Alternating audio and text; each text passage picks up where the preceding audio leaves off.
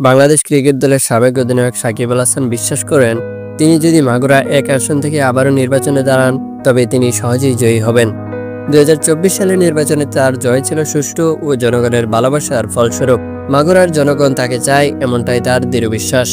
Daily সানকে দেওয়া এক সাক্ষাৎকারে সাকিব নিজের 6 মাস মেয়াদী রাজনৈতিক জীবন নিয়ে কথা বলেছেন। সেখানে তিনি জানিয়েছেন, তৎকালীন প্রধানমন্ত্রী শেখ হাসিনা তাকে পরামর্শ দিয়েছিলেন রাজনীতি নিয়ে মাথা না গামিয়ে ক্রিকেটের প্রতি মনোযোগী হতে। সাকিব বলেন, আমি মাত্র 6 মাস রাজনীতিতে ছিলাম। নির্বাচনের পর আমি মাগুরায় 3 দিন গিয়েছিলাম, বাকি সময় ক্রিকেট নিয়েছিলাম। রাজনীতি করার বা পরিস্থিতি বোঝার সময় পাইনি। প্রধানমন্ত্রী শেখ হাসিনা আমাকে বলেছিলেন, রাজনীতি নিয়ে ভাবনার দরকার নেই, তোমার ক্রিকেটের দিকে মনোযোগ দাও। আমি সেই পরামর্শ মেনে চলেছি। আমার কোনো রাজনৈতিক এজেন্ডা ছিল না। আমার উদ্দেশ্য ছিল যতদিন পারি ক্রিকেট খেলা চালিয়ে যেতে। আমি চাইলে ফুল টাইম রাজনীতিবিদ হতে পারতাম, তবে আমি চেয়েছিলাম চ্যাম্পিয়ন ট্রফি পর্যন্ত খেলা।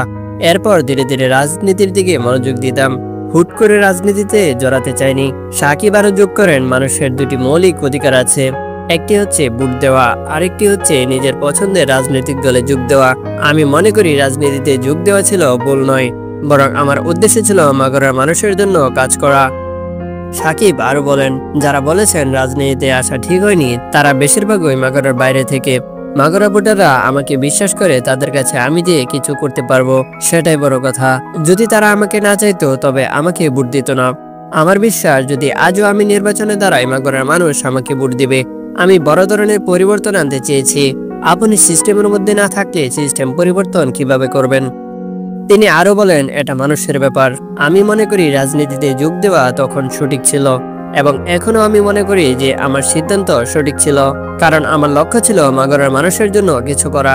আমি বিশ্বাস করি তারা আমাকে চায়, আর আমার নির্বাচনী এলাকায় সুষ্ঠু ভোট হয়েছে। আমি নিশ্চিত যে যদি আমি আবারও দাঁড়াই, আমি আবারও জয়ী হব। তবে সাকিব নিজেও কিছু ভুল ভেঙেছেন। বলেছেন, আগে এক ধরনের ঘুরে ছিলাম, এখন মানুষের নতুন চেহারা দেখছি।